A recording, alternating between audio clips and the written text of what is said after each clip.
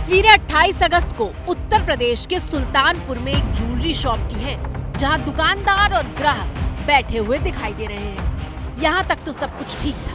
दोपहर 12:47 का वक्त हो रहा था कि तभी धड़धड़ाते हुए 5 अपराधी एक एक करके दुकान के भीतर घुसते हैं। इन अपराधियों के हाथ में हथियार होता है और इसकी नोक पर ही दुकान में लूटपाट शुरू की जाती है।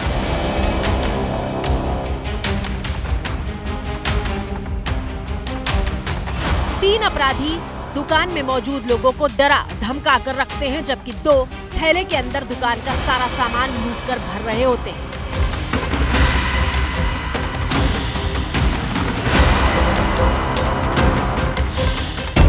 इस लूट में 5 आरोपी शामिल बताए गए थे, जिनमें अंकित, अरबाज, अनुज प्रताप सिंह, फुरकान और मंगेश यादव का नाम था।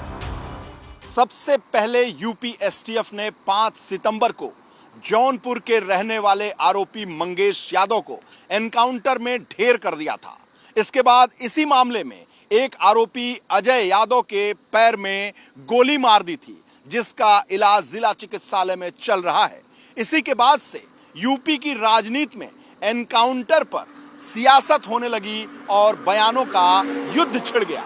अभी तक जितनी भी हत्याएं हुई हैं या एनकाउंटर हुए हैं, सबसे ज्यादा पीड़ित परिवार के लोगों की हत्या की सरकार ने। जब पुलिस उसको पकड़ने गई तो पुलिस के ऊपर फायर किया, तो पुलिस माला लेके पहिरावे कि पुलिस गोली चलावे। जब वो उधर से चला रहा तो इधर से गोली चली, तब उसमें जाति चीन करके तो गोली नहीं जाके लगी।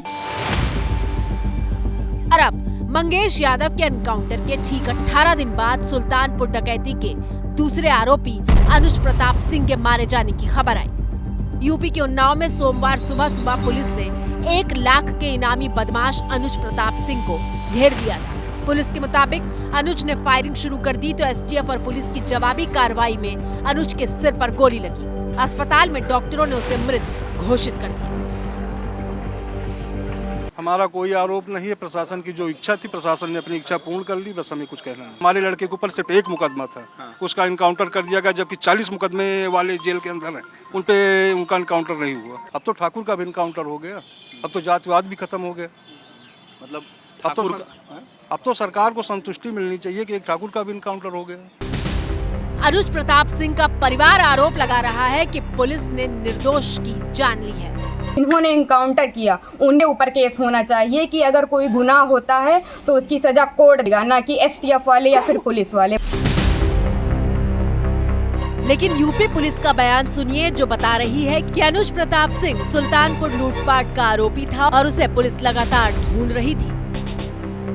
अनुज प्रताप सिंह उन 5 अभियुक्तों में से है जिन्होंने शराफा की दुकान के अंदर घुस के इस लूटपाट की घटना को अंजाम दिया था। इसके ऊपर 4 सितंबर से ही जोन ऑफिस से 1 लाख रुपए का इनाम घोषित था। इसके पहले भी अनुज प्रताप सिंह द्वारा गुजरात में सूरत में बैंक डकैती किया गया, जिसमें वो जेल जा चुका था। जिस दुकान में लूटपाट हुई उसके मालिक भी पुलिस की कार्रवाई से संतुष्ट दिख रहे हैं। इस तरीके से पुलिस की शासन की कार्रवाई हो रही है, उससे हमें लगता है कि हमारा माल सब मिल जाएगा और इसी उम्मीद इच्छा में हम हैं। लेकिन विपक्ष का दावा है कि एनकाउंटर नीति का योगी सरकार को उपचुनाव में भारी नुकसान उठाना पड़ेगा।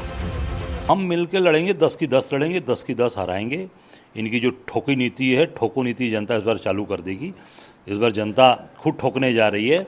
अभी इन्होंने लोकसभा में जनता ने ठोका है, अब देखिए विधानसभा में भी ठोकेगी, उपचुनाव में भी इनकी ठोको नीति का जवाब जनता वोट ठोक कर दे देगी।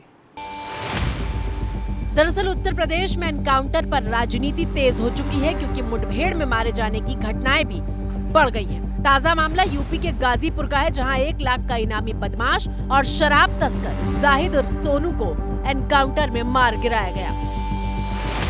कि 19-20 अगस्त की रात को एक घटना हुई थी, जिसमें बाड़मेर गुवाहाटी एक्सप्रेस में 2 आरपीएफ के जवानों की बहुत ही नृशंस तरीके से कुछ शराब तस्करों ने जवानों के द्वारा रोके जाने पर मार पीट कर गाड़ी से फेंक दिया गया था, जिससे उनकी दोनों की मृत्यु हो गई थी। सूचना प्राप्त हुई थी कि इस का जो मुख्य अभियुक्त, जो कि हमारा 1 लाख का इनामी है, सोनू उर्फ जाहिद, वो दिलदार नगर दमनिया बॉर्डर पे आज ट्रेन में शराब लोड करने वाला था। तो वहाँ पर जब टीमें पहुँची उस जानकारी के आधार पर, तो इसने फायर झोंक दिया टीम पर, तो जवाबी फायर में इसको गोली लगी।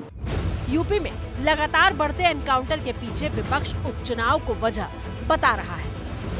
डर का माहौल पैदा कर रखा है, हर व्यक्ति डरा है, घबराया है कि पुलिस इतनी बेलगाम हो गई है कि कब क्या किसके साथ हो जाए। चुनाव लड़ने के लिए इनकाउंटर आप नहीं करा सकते, आपकी इमेज खराब हो गई है, उसे बैलेंस करने के लिए आप इनकाउंटर नहीं करा सकते।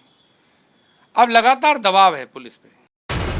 अब सवाल ये है कि योगी सरकार के राज में यूपी में क्या वाकई एनकाउंटर बढ़े हैं?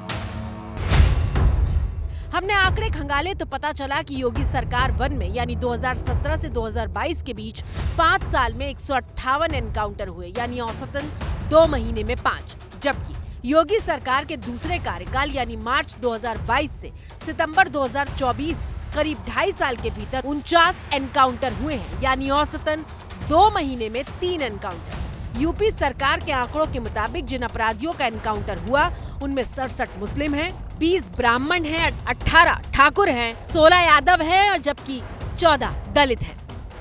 हालांकि यूपी सरकार का स्टैंड साफ है कि जाति और धर्म देखकर एनकाउंटर नहीं किया जाता।